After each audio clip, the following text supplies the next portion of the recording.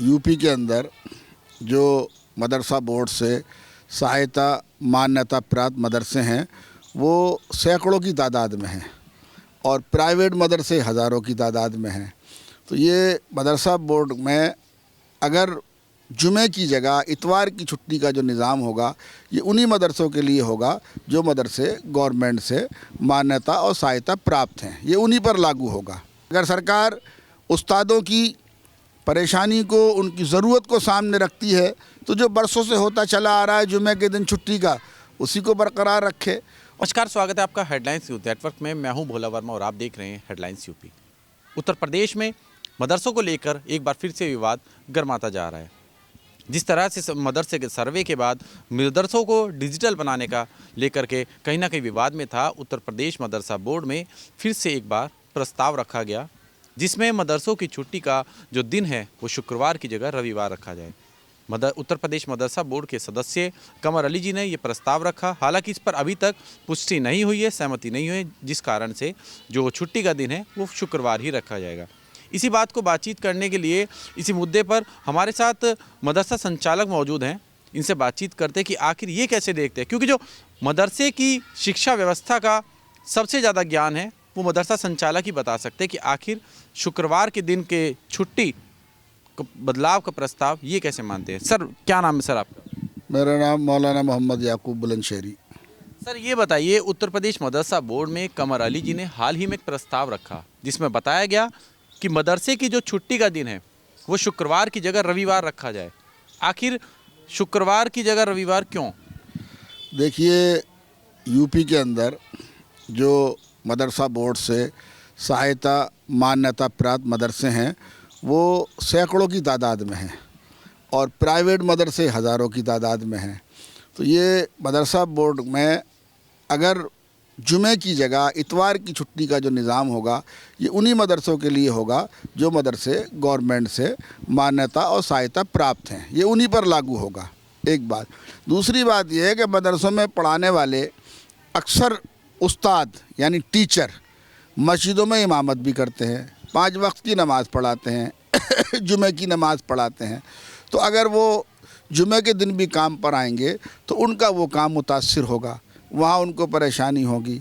बहरहाल ये तो एक उनकी परेशानी का मसला है। अगर सरकार उस्तादों की परेशानी को, उनकी ज़रूरत को सामने रखती है तो जो बरसों से होता चला आ रहा है जुमे के दिन छुट्टी का, उसी को बरकरार रखे। और अगर सरकार को कोई फ़ैसला लेना ही है कि साहब ने छुट्टी जुमे के बजाय इतवार को होगी, सरकार ये समझती है कि जुमे को छुट्टी होने से कुछ मुसलमानों का, इस्लाम का कोई ज़्यादा भला हो रहा है, तो ऐसा नहीं है। ऐसा नहीं है। छुट्टी चाहे जुमे की हो या इतवार की हो, हफ्ते में एक छुट्टी उस्तादों को मिलती है। हम मदरसे वाले हैं, हमारे अक्सर बच्चे स्कूलों में पढ़ते हैं तो उन स्कूलों की छुट्टी इतवार को होती है, तो वहाँ भी हम अपने बच्चों को एडजस्ट करते हैं। हम अपने मुल्क में रह रहे हैं, मुल्क के सारी दफ्तरों की छुट्टी जो है वो इतवार को होती है, तब भी हम अपने निज़ाम को उसी हिसाब से लेके चलते हैं। बैंकों का निज़ाम है वो इतवार की छुट्टी से जुड़ा हुआ है। तो ये तो एक नज़्म और निज़ाम वाली बात है, इसका किसी कौम से और किसी उससे लेना देना नहीं है। बाद शहरों में हफ्तेवारी ताजिरों की छुट्टी मंगल को होती है, बाद में इतवार को होती है, बाद में बुध को होती है, बाद में जुमे को होती है। तो ये तो एक अपनी अपनी सहूलत से दिन मुतय्यन किए हुए हैं। तो जैसा कि मैंने कहा कि मदरसों में पढ़ाने वाले उस्ताद अक्सर इमाम भी होते हैं, तो अगर ये तब्दीली आएगी तो उनको उस काम में दिक्कत होगी, इसलिए उनकी सहूलत के पेश नज़र जो चला आ रहा है उसी को रहने दिया जाए तो ज़्यादा अच्छा है। जैसा कि बता रहे हैं कि इस तरह की समस्या का सामना करना पड़ता है, लेकिन वहीं कमर अली जो उत्तर प्रदेश मदरसा बोर्ड के सदस्य हैं, उनका कहना है कि जो सरकार द्वारा जो सुविधाएं आती हैं वो कई बार ऐसा होता है कि जुमे के दिन होने के कारण से वो उन तक नहीं पहुंच पाती। नहीं, सरकार द्वारा जो सुविधाएं आती हैं वो हफ्ते में 5 दिन तो काम के हैं। अगर वो सरकार पहुंचाना चाहे तो उन 5 दिन में सारा काम हो सकता है। और अगर जुमे के दिन किसी जुमे को कोई सरकारी काम करने की अगर ज़रूरत पेश आती है तो सरकार उस दिन जो है वो स्टाफ को बुलाकर उनसे काम ले सकती है। जब कोई हंगामी हालात होते हैं, वोटर लिस्ट बननी होती है या कोई हेल्थ के कैंप लगने होते हैं या इलेक्शन का ज़माना आता है, तो सरकार इन सरकारी मदरसों के स्टाफ को बुलाकर इनसे 24 घंटे और हफ्ते में 7 दिन काम लेती है, तो उस वक्त भी वो काम ले सकती है। उसके लिए कोई छुट्टी का कैंसिल करना ही ज़रूरी नहीं है, बगैर छुट्टी कैंसिल किए भी वो काम लिया जा सकता है। अच्छा सर, प्रस्ताव में कमल जी ने एक और बात रखी कि जिस प्रकार से शुक्रवार के दिन की छुट्टी मदरसे की होती है और इतवार की अन्य बच्चों की होती है, कहीं ना कहीं बच्चों में भी ये भेदभाव देखा जा रहा है कि आज इतवार का दिन है तो मैं फ्री नहीं हूँ, शुक्रवार है और मैं फ्री नहीं। तो इसको लेकर के सरकार चाहती है कि मदरसा बोर्ड चाहता है कि फ्राइडे की जगह इतवार की छुट्टी रखे। नहीं, देखिए, इसमें कोई भेदभाव की बात नहीं है। मैंने अभी आपको बताया कि हमारी ज़िंदगियाँ बाज़ारों से जुड़ी हुई हैं। ज़रूरियात ज़िंदगी के लिए हम बाज़ारों में जाते हैं। किसी शहर में बाज़ार जुमे को बंद होता है, किसी में मंगल को बंद होता है, किसी में इतवार को बंद होता है, किसी में और किसी दिन बंद होता है।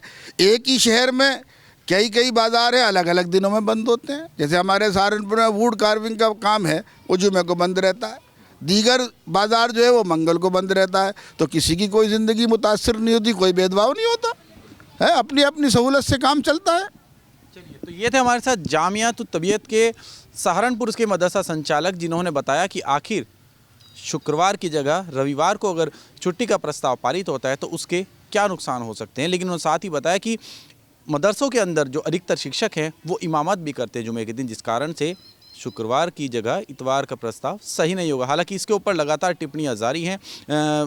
अगर बात करें दारुल उलूम फिरंगी महल के मौलाना सूफियान जी की, उन्होंने भी ये बात कहा कि जुमे का दिन इस्लाम में कहीं ना कहीं अपनी जो इबादत का दिन है उसको लेकर के उसको हाल ही ऐसा रहना दिया जाए, और जो मदरसों की जो छुट्टी है उसके लिए जो दिन पूर्व से निर्धारित है जुमे का, वही रखा जाए। आपको ये खबर कैसी लगी? आप भी अपनी राय जरूर रखिए और जुड़े रहिए हेडलाइंस न्यूज़ नेटवर्क के साथ।